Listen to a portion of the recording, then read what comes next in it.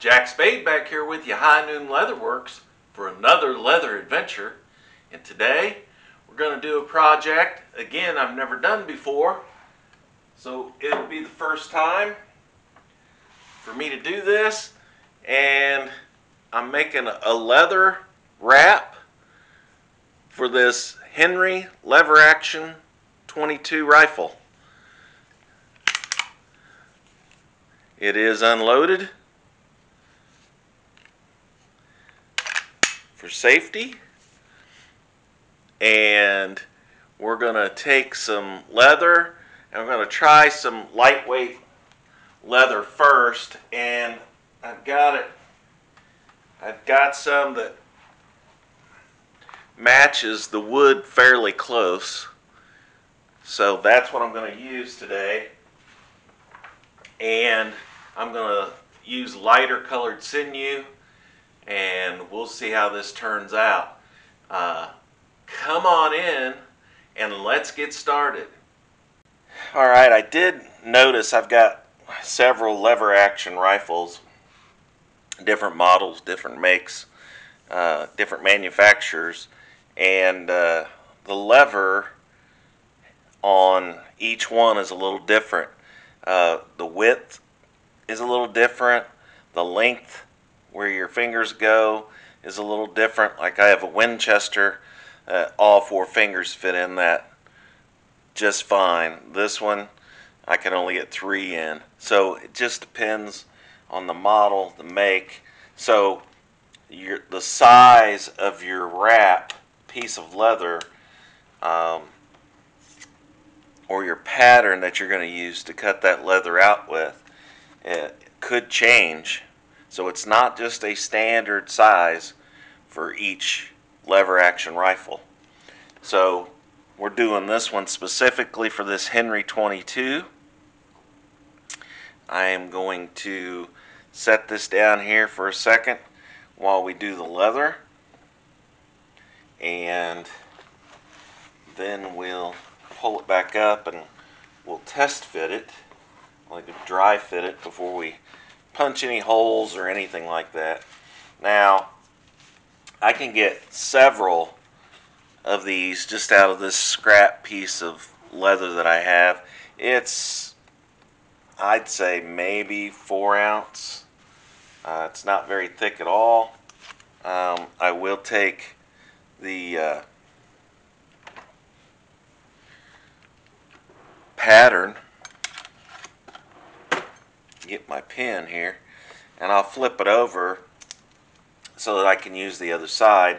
I'll just look back here and make sure I don't have any blemishes or anything on this side that I'm going to use, and that way my ink marks on this side where nobody will see it. And what I'll do is, since my ink mark is going on the outside of my pattern, I'll cut to the inside of that line. Now, as thin as this is, I think I can use these heavy-duty scissors okay, and not be a problem. So let's go ahead and try it. And again, I'm going to cut to the inside of that ink line, and that way that'll match perfectly with my pattern. That way when I dry fit it or test fit it, I'll know if I need to tweak my pattern at all.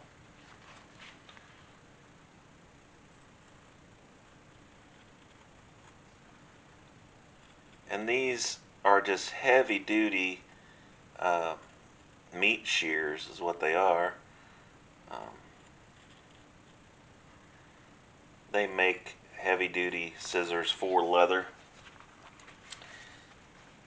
These were much cheaper, and they do a great job on thinner leathers. I just try not to cut too much at one time, that way I can keep a nice straight line. Then once I get that piece cut out, move all my scrap here over to the side. Now I can pull this rifle back up here and test fit this. And all I'm going to do is wrap around the back side and fold it over, and then the front side and fold it over. And I want to make sure that I have just a little tiny gap. That's what I'm going for, because I'll be able to draw this up with my sinew, but I don't want it touching on my dry fit without having some stitching in there, because I want to be able to pull that together tight, and then I want to double check and make sure it's nice and square. So to give you an idea, let me show you, if I can here. Let me show you what I've got going on. So you could see that I have just a little tiny bit of space in there, and that's where my thread's gonna go. So we'll pull over. I did bring it all the way down to the beginning, and then I wrapped around the end here just a little bit around that rounded edge toward the back. So it does go around, just started maybe a 1/4 inch around that rounded end. Let me move this out of the way again. And I am going to punch some holes in this for stitching. I'm going to try using my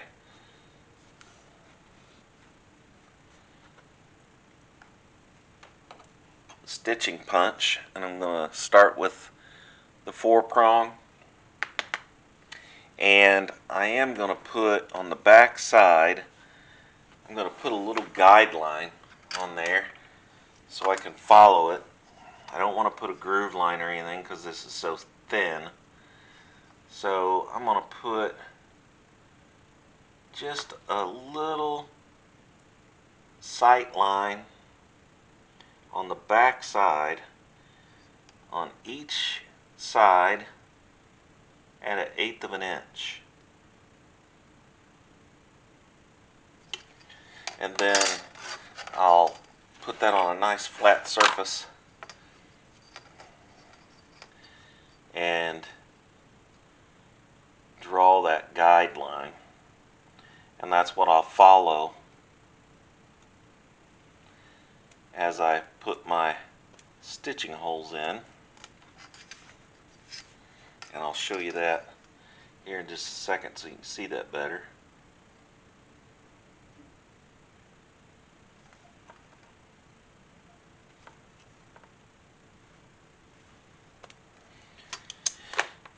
And again, you won't be able to see it because it's on the back side, not the front side. So there's my guidelines, or 1/8 of an inch in from the top and the bottom. Then I'll put my poly, I'm going to try the poly board here first without anything underneath it, without any excess or scrap leather, and let's see how that does.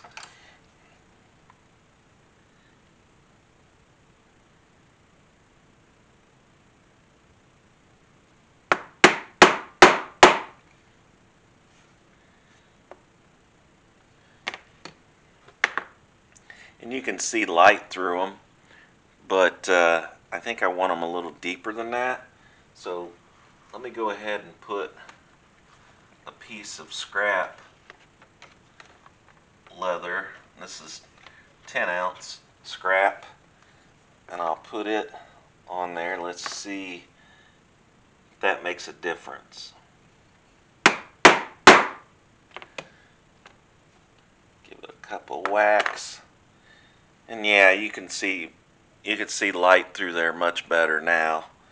I don't know if you guys can see that in the camera or not.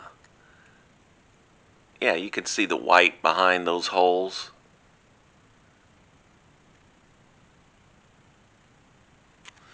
So I'll go ahead and do it that way all the way down.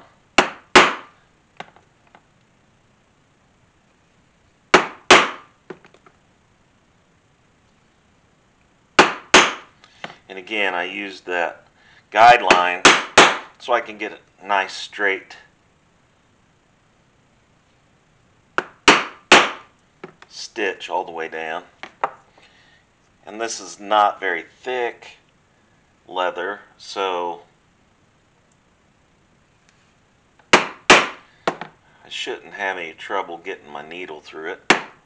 We'll find out. And it's not going to be a saddle stitch, so I'm not going to be running thread through the holes twice, or needles. So we'll see how that works. Most of the stuff I do is saddle stitched, so I think this crossover stitch, we'll see how that works. So I've got my holes in there. Obviously it's a small piece, so it's not going to take long to punch those holes. Now what I need to do is get my artificial waxed sinew out. And doing a crossover stitch, obviously I want to have plenty, but I'm going to go ahead just like if I was saddle stitching it, and I'm going to go 4 times the length of my stitch. So I just measure it out, the length, fold it over. That would be 2. Fold it over again. That would be 3. Fold it over one more time. And that would be 4. That way I have 4 times the length of my stitch, and that should be plenty. That's the way I always do the saddle stitch, and a saddle stitch would take up more sinew, plus you're normally stitching much thicker leather than this. So I'll go ahead, thread my needle, pull it over about 1.5 to 2 inches, pull it down tight,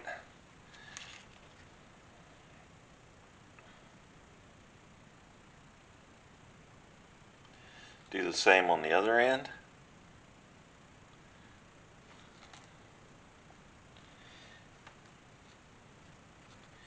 And then I can go ahead and remove my poly board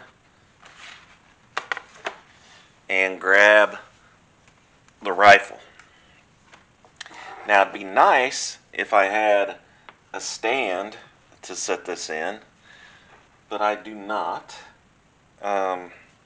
So what I'm going to do is I'm going to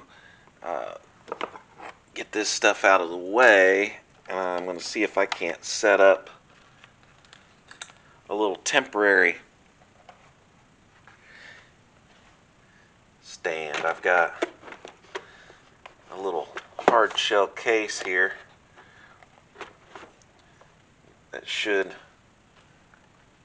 hold that in no problem. And I'll probably put a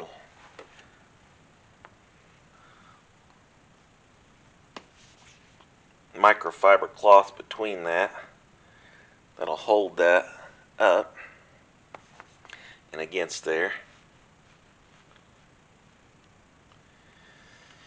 And then I think I'll see if I can grab one of these larger clamps, plastic clamp, so that won't hurt anything. Clamp it on the barrel end, and that'll keep it from tipping. So I've got, if I push against this or put a little pressure against that, that'll keep that from moving that way. And then this clamp down here has got the feet on it where you squeeze, that'll keep it from turning or twisting. So I'm going to try that. We'll see how that works. So I'll take my piece of leather, it's got my holes punched in it, put it underneath the lever, And then my first stitch, I'm going to go all the way across through both sides.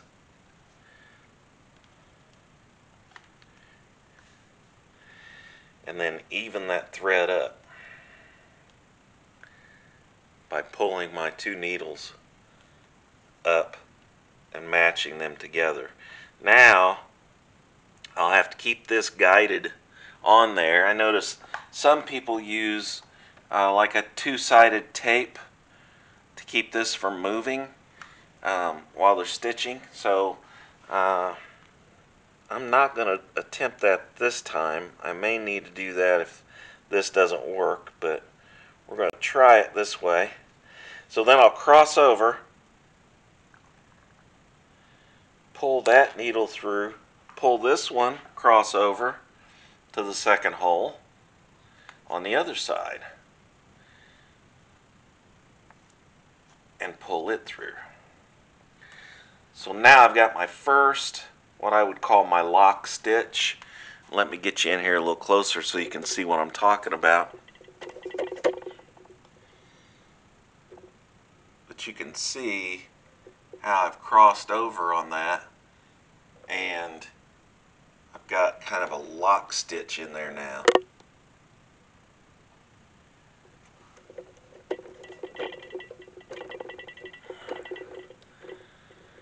Try to get you in here a little closer. So now that I've got that snugged down, I can go ahead and go from this side over. Remember, I'm just going over the leather where the needle is, the thread, and going into the next hole on the other side. Now each time I'm going to pull that snug. As I go down with this waxed synthetic sinew, as I go down and I keep snugging that, I'm assuming that's going to keep this down here at the beginning snug and it won't keep pulling apart. So as I go over again, take the second needle over, pull those two snug, and just keep going down, crossing over each time to the next hole. Now those holes I punched are working great, because I think the reason why it's working so well is because this leather, again, it's thin, it's not very thick, so I'm getting a little stretch as I pull that tight, and it feels like it's going to be nice and snug against that lever on that rifle. So I want to make sure that I'm watching this end, that this isn't getting twisted or turned as I go, as I do my stitching. And it's not. It's staying nice and straight. Again, cross over to the next one. Snug it down. So far, so good.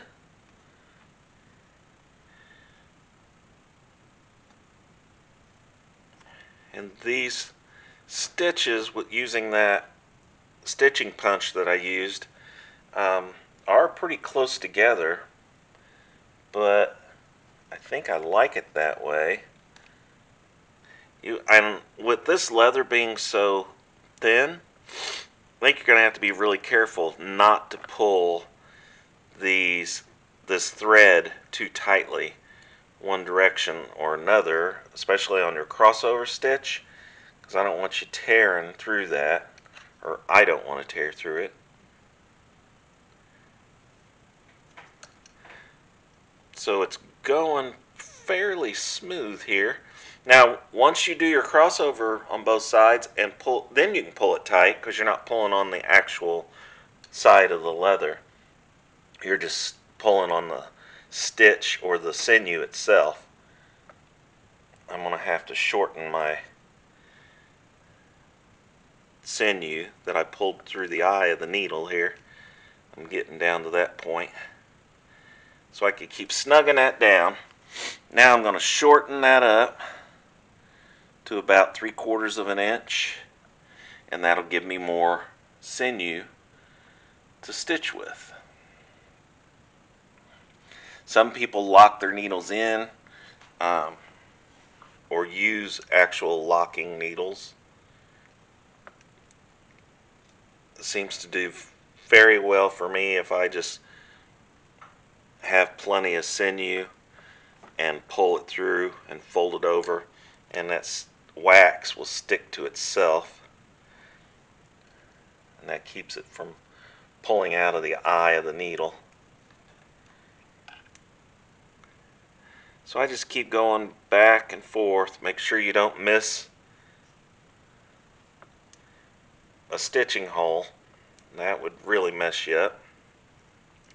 And make sure that this stays nice and square as you go down. Now, as you get toward the end here, around this corner or this rounded part toward the back, I could see where that could get a little tricky, because what's going to happen is your leather is going to get tighter and tighter here as you come around this bend.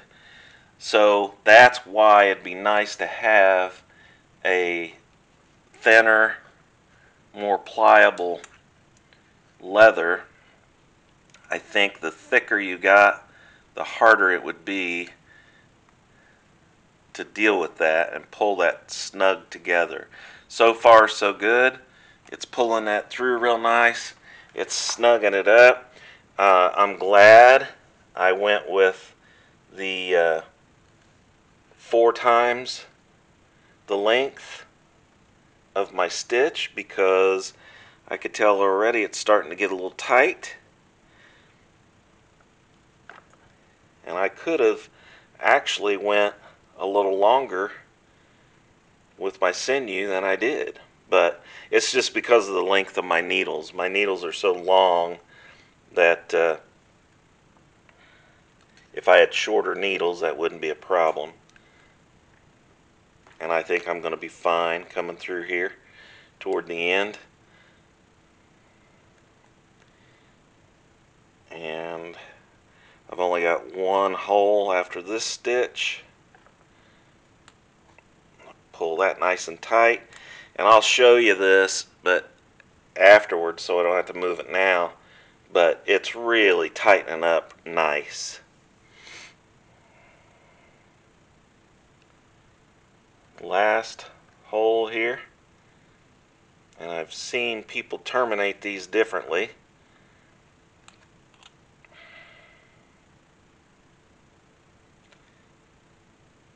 Last hole on this side, cross over, pull it through, tighten those stitches, and I'm going to go ahead and terminate this to a knot up top. So I just pull my needles off,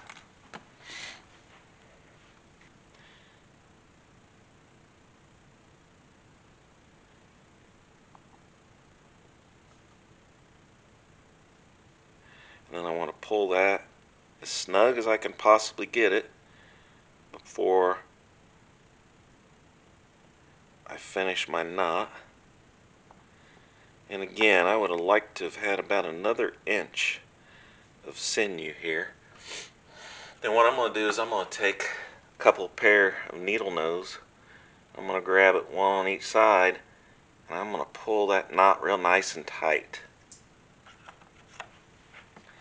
Take my scissors that I cut my leather with, and I'll cut my sinew with just a hair showing. I'll take my pointed stylus that's got my little spoon end on it and my lighter,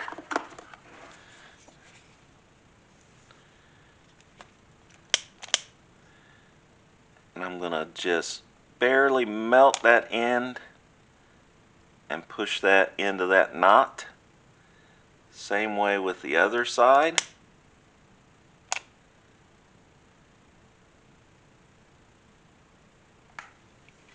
And then I can actually take my mallet and lightly flatten that knot out on the end.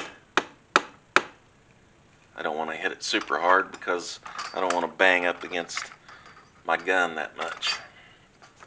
So let's move that. Let's move this box. Get these scissors out of the way. Take off a clamp. And there's the finished product. So it's a nice tight fit. It's not going to slide anywhere, because as I pulled these through and pulled them tight on both sides, that snugged up that piece of leather to that lever. Now, you could leave some longer sinew and put some beads on here or whatever. You could put whatever you want to on there. Makes it nice for the fingers.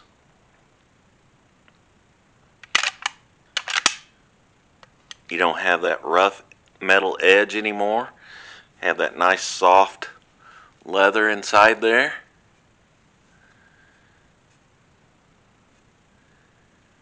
So it turned out great. I've got several more that I'll probably do just because I like that. It's going to make it really nice and comfortable to shoot. Alright, so there you go. Another project in the books. Turned out great. Very happy with it. Again, you would think, you know, these levers on these lever action rifles would all be the same, but they're not. So you can't just make one size fits all kit. I guess you could kind of make a kit for the larger size and then put some patterns in there for different sizes. But this is real easy for you to do on your own without buying a kit to do it. I know they're out there. I know you can buy them. They're not very expensive, but if you've got some very small, this was 1 inch by 3 inch, so it doesn't take much leather, doesn't take a lot of stitching, so makes it real nice and comfortable. I appreciate you coming along, sharing this video, this project with me, and make sure you come back next week and we'll start a new project. And as I always say, please like, share, and subscribe, and I'll see you next time.